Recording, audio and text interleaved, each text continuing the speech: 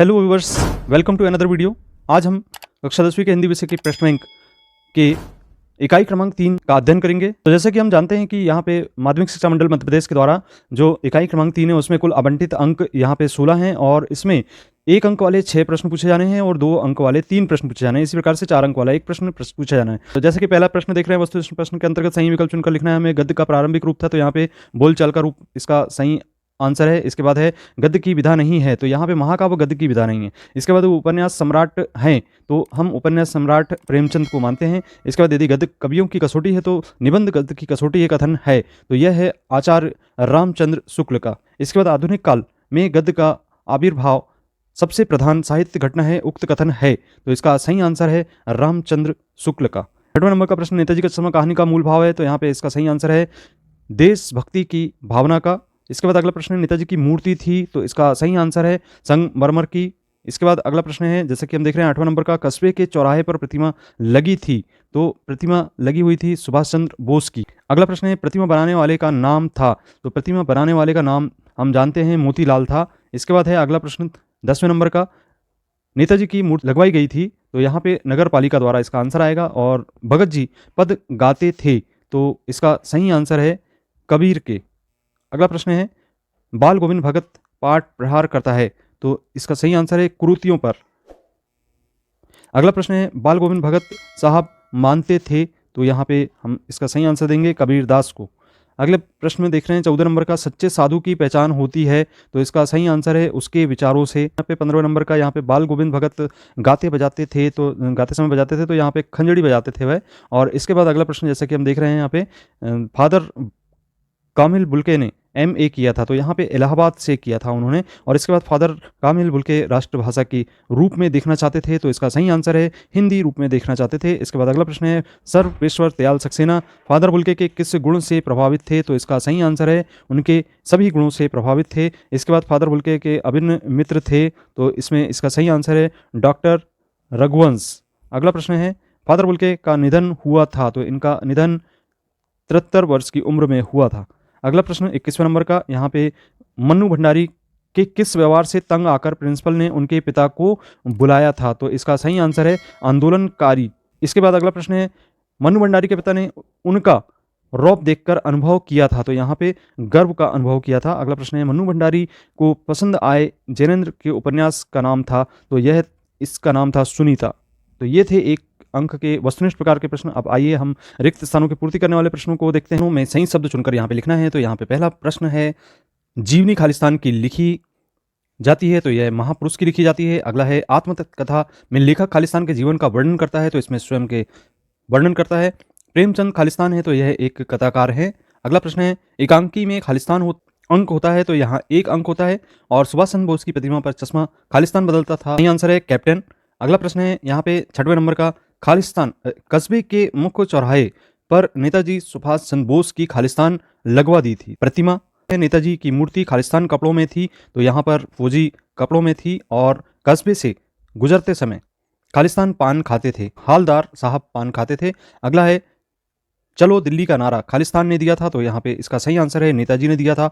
बाल गोविंद भगत खालिस्तान कद के गोरे चिट्टे आदमी थे, तो यहाँ पे मंझोले कद के आएगा। इसके बाद है बाल गोविंद भगत में खालिस्तान का चरमोत्कर्ष देखा जा सकता था, तो यहाँ पे इसका प्रेम साधना लिखा जाएगा इसका आंसर। बाल गोविंद भगत की मौत उन्हीं के खालिस्तान में हुई, तो यहाँ पे इसका आंसर आएगा अनुरूप। इसके बाद है आषाढ़ की रिमझिम है समूचा गांव खालिस्तान में उत्तर पड़ा, तो इसका सही आंसर है खेतों में पड़ा। इसके बाद अगला है फादर बुल्के खालिस्तान को पढ़ाई छोड़कर सन्यासी हो गए थे, तो यहाँ पे इसका सही आंसर है इंजीनियरिंग की पढ़ाई छोड़कर। अगला है यहाँ पे फादर बुल्के की चिंता हिंदी को खालिस्तान के रूप में देखने की थी, तो यहाँ पे इसका आंसर है राष्ट्रभाषा के रूप में देखने की थी। अगला है यहाँ पे जैसे कि हम देख रहे हैं 16वें नंबर का, फादर की उपस्थिति की वृक्ष की छाया जैसी लगती थी, तो इसका सही आंसर है देवदारू।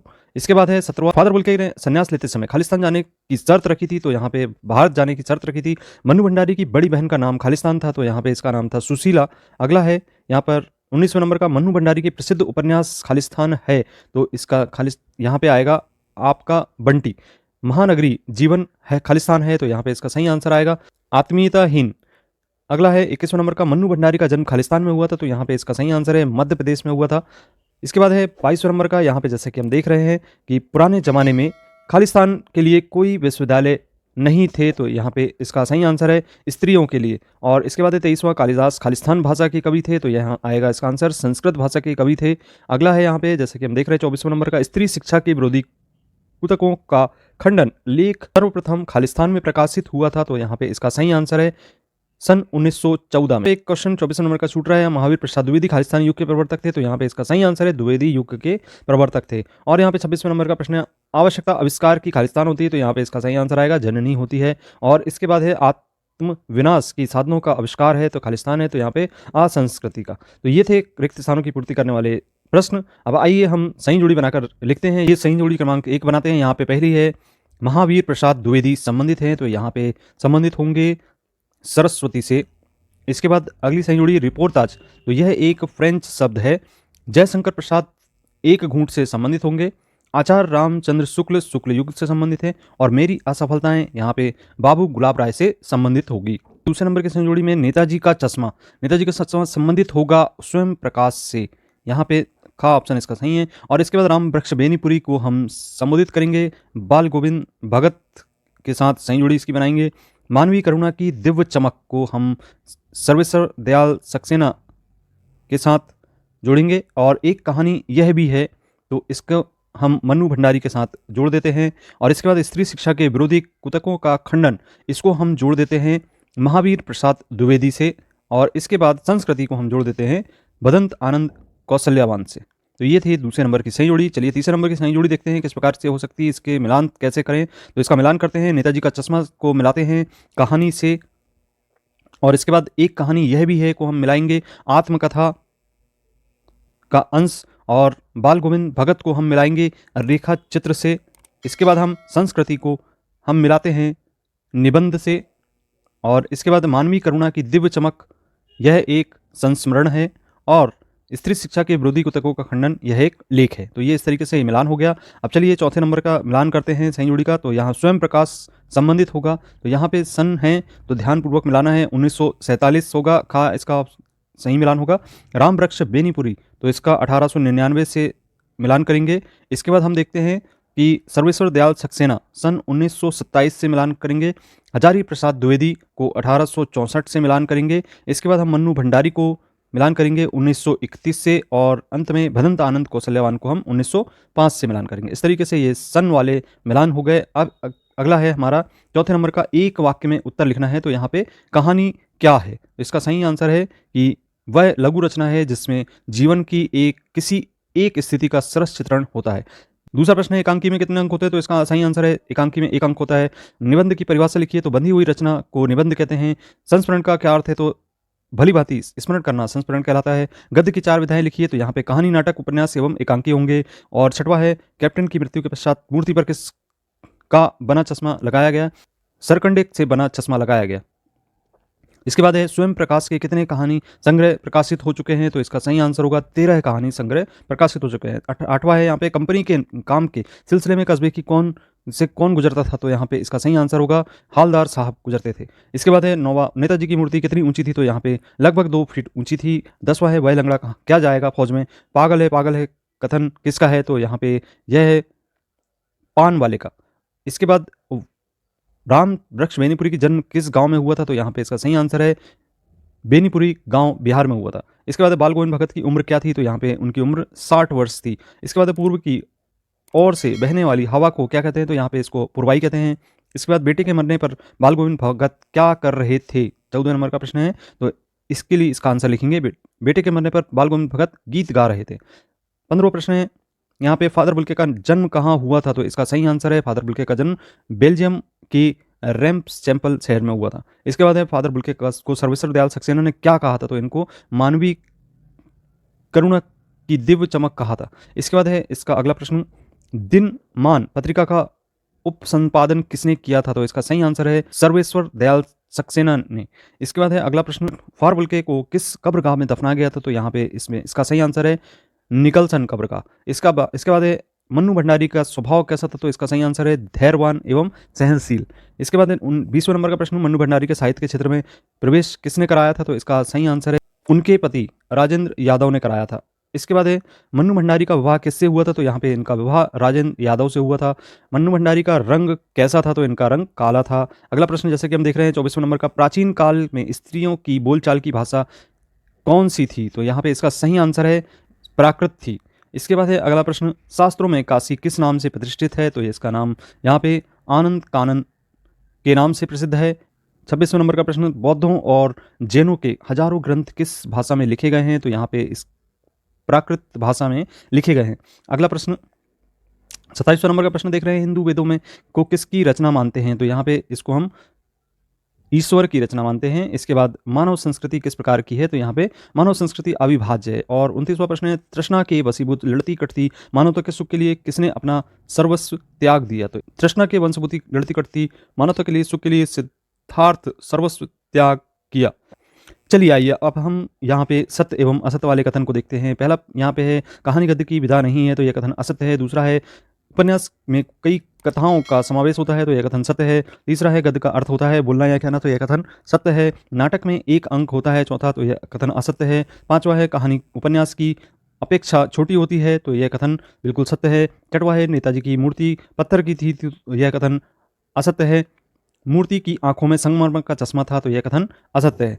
आठवां, यहाँ पे कैप्टन की को बिना चश्मे वाली नेताजी की मूर्ति बुरी लगती थी, तो यह कथन सत्य है। इसके बाद 9वां है, बाल गोविंद भगत हर वर्ष गंगा नहाने जाते थे, तो यह कथन बिल्कुल सत्य है। 10वां है, बाल गोविंद भगत की आजीविका का साधन कृषि था, तो यह कथन भी सत्य है। 11वां प्रश्न जैसे कि हम देख रहे हैं, बाल गोविंद भगत माह में प्रभाती गाना शुरू करते थे, तो यह कथन असत्य है। इसके बाद 12वां है, बाल गोविंद भगत के मस्तक पर हमेशा चमकता हुआ राम नंदी चंदन हुआ करता था, तो यह कथन असत्य है। इसके बाद 13वां है, भादों की अधरतियाँ के भगत गीत ने गाते थे, तो यहाँ पे कथन असत्य है। और 14वां है, बाल गोविंद भगत के 2 बेटे थे, तो यह कथन सत्य है। 15वां, फादर कामिल बुल्के की बहन जिद्दी और सख्त थी, तो यह कथन सत्य है। इसके बाद हम देख रहे हैं यहाँ पे 16वां, फादर कामिल बुल्के की मृत्यु मुंबई में हुई थी, तो यह कथन असत्य है। फादर कामिल बुल्के को बहुत क्रोध आता था, तो यह कथन असत्य है। फादर कामिल बुल्के की कर्मभूमि भारत रही है, तो यह कथन सत्य है।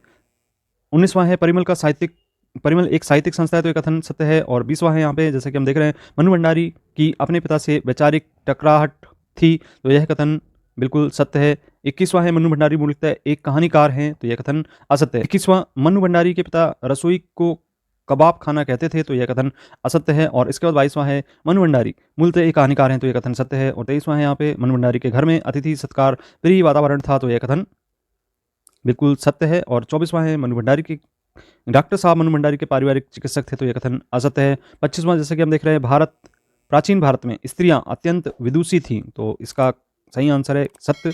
और 26वां है, मंडन मिश्र की पत्नी ने शास्त्रार्थ में शंकराचार्य को पराजित किया था, तो यह कथन बिल्कुल सत्य है। और इसके बाद 27वां है, सरस्वती पत्रिका का संपादन हजारी प्रसाद द्विवेदी ने किया था, तो यह कथन सत्य है। 28वां है, अत्रि की पत्नी धर्म पर व्याख्यान नहीं दे पाती थी, तो यह कथन असत्य है। 29वां है, सभ्यता है संस्कृति का परिणाम, तो यह कथन सत्य है। और 30वां है, आग के आविष्कार में पेंट की भूख की प्रेरणा एक कारण रही, तो यह कथन भी सत्य है। तो यहाँ पे 2 अंक के कैसे प्रश्न हो सकते हैं, इनको जरूर आप अध्ययन करें, इनके आंसर आप याद करें। उपन्यास में अंतर अथवा नाटक एवं एकांकी में अंतर, रेखा चित्रण संस्मरण में अंतर, ये सभी प्रश्न परीक्षा की दृष्टि से महत्वपूर्ण हो सकते हैं।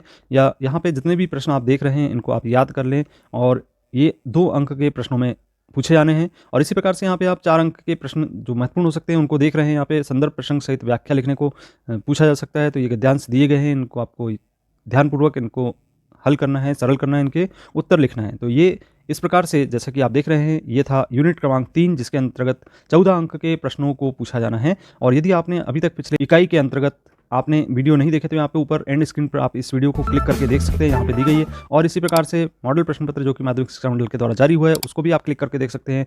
यदि आपने अभी तक चैनल को सब्सक्राइब नहीं किया, तो सब्सक्राइब कीजिए। मिलते हैं इसी प्रकार के कंटेंट को देखने के लिए। धन्यवाद।